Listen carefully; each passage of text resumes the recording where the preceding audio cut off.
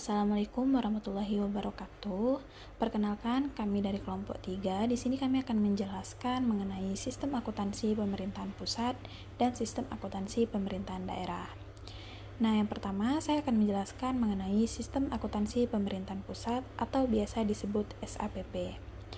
Ruang lingkup SAPP adalah pemerintahan pusat. Dalam hal ini berarti isinya adalah lembaga tinggi negara dan lembaga eksekutif serta Pemda yang mendapatkan dana dari APBN terkait dana dekonsentrasi dan tugas pembantuan sehingga tidak dapat diterapkan untuk lingkungan Pemda dan lembaga keuangan negara. Nah, tujuan SAPP adalah menjaga aset pemerintah dan instansi-instansinya melalui pencatatan, pemrosesan, dan pelaporan transaksi keuangan yang konsisten. Jadi sesuai dengan standar dan praktik akuntansi yang diterima secara umum. Berikutnya yaitu adalah menyediakan informasi yang akurat dan tepat waktu tentang anggaran dan kegiatan keuangan pemerintahan pusat, baik secara nasional maupun instansi yang berguna sebagai dasar penilaian kinerja untuk menentukan ketaatan terhadap otoritas anggaran dan untuk tujuan akuntabilitas. Nah, berikutnya masuk ke karakteristik SAPP. Jadi karakteristik SAPP ada 3 jenis ya teman-teman. Yang pertama yaitu basis akuntansi, sistem pembukuan berpasangan, dan desentralisasi pelaksanaan akuntansi.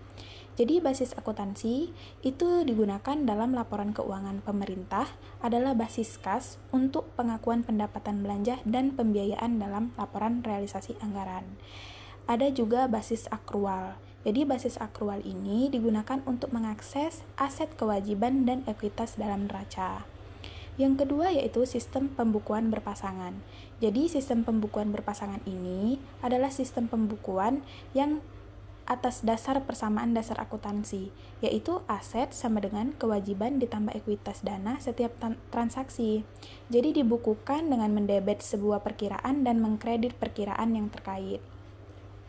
Yang ketiga yaitu desentralisasi pelaksanaan akuntansi. Jadi kegiatan akuntansi dan pelaporan keuangan di instansi itu dilaksanakan secara berjenjang oleh unit-unit akuntansi baik di kantor pusat instansinya maupun di daerah. Selanjutnya yaitu kerangka umum SAPP. Jadi SAPP itu terbagi menjadi 2 subsistem ya teman-teman. Yang pertama ada sistem akuntansi bendahara umum negara, yang kedua ada sistem akuntansi instansi atau SAI.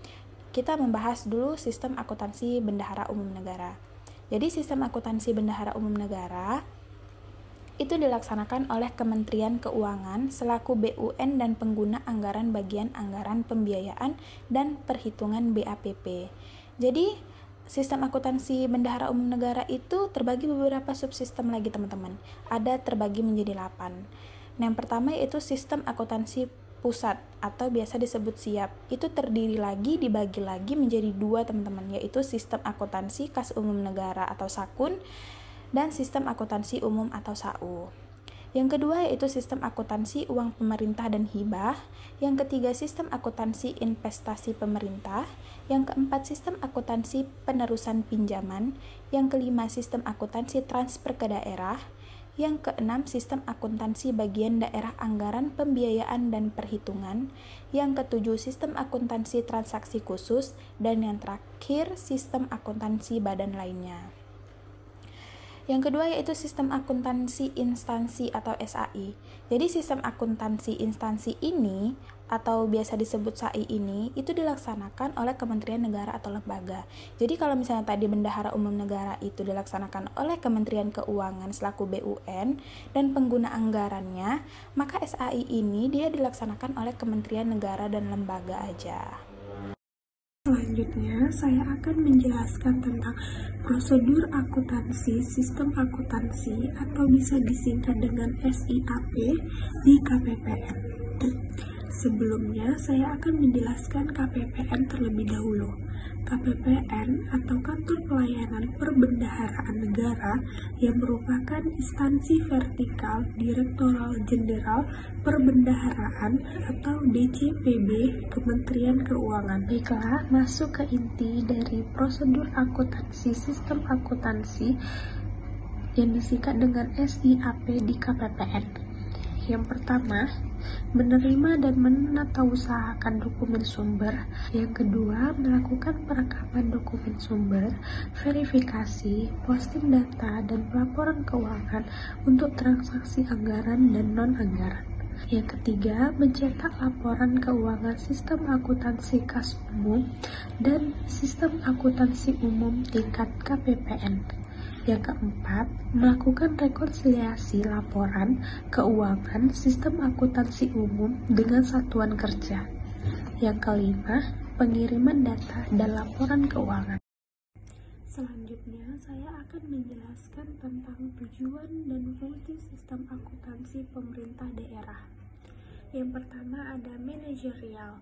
Akuntansi pemerintah mampu memberikan informasi keuangan yang diperlukan untuk perencanaan, penganggaran, pelaksanaan, pengendalian anggaran, perumusan kebijakan, dan pengambilan keputusan.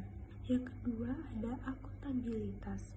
Sistem akuntansi pemerintah mampu memberikan informasi keuangan yang lengkap, cermat, dalam bentuk dan waktu yang tepat, yang berguna bagi pihak yang bertanggung jawab yang berkaitan dengan operasi unit-unit pemerintah. Yang ketiga ada pengawasan. Akuntansi pemerintah harus memungkinkan terselenggaranya pemeriksaan oleh aparat pengawasan fungsional secara efektif dan efisien.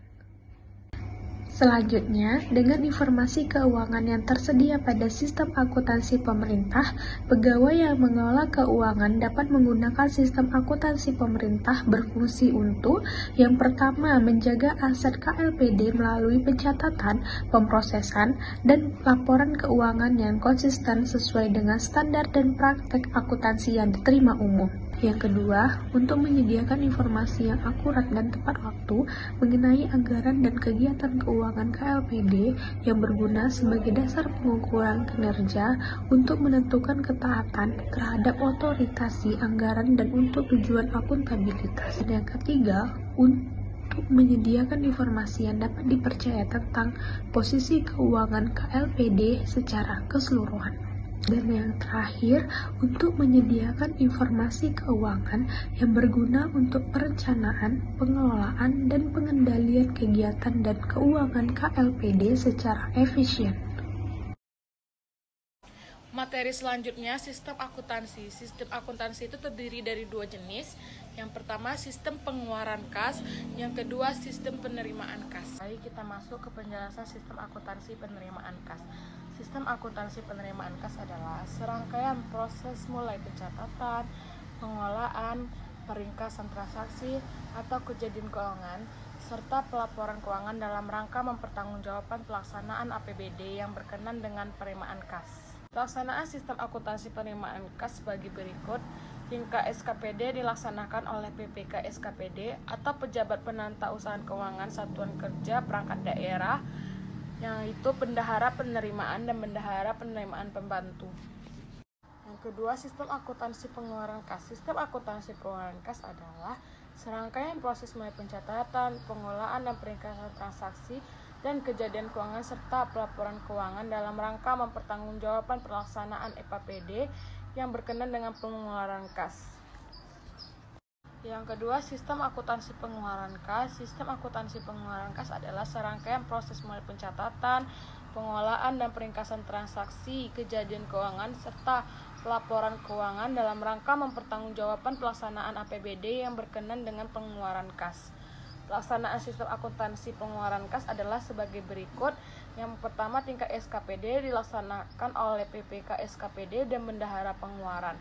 Yang kedua, tingkat SKPD dilaksanakan oleh PPKD, fungsi akuntansi dan bendahara pengeluaran. Materi terakhir, sistem akuntansi selain kas. Akuntansi selain kas merupakan serangkaian proses melalui pencatatan, pengolahan, peringkasan transaksi, atau kejadian keuangan pelaporan dalam rangka mempertanggungjawabkan pelaksanaan APBD yang berkenan dengan transaksi atau kejadian keuangan selain kas SKPD. Nah, prosedur akuntansi selain kas meliputi transaksi dan atau kejadian yang pengesahan pertanggungjawaban SPJ, pengeluaran dana yang merupakan pengesahan atas pengeluaran belanja melalui mekanisme uang, persediaan ganti uang, tambahan koreksi kesalahan pencatatan yang merupakan koreksi terhadap kesalahan dalam membuat jurnal yang telah diposting ke buku besar.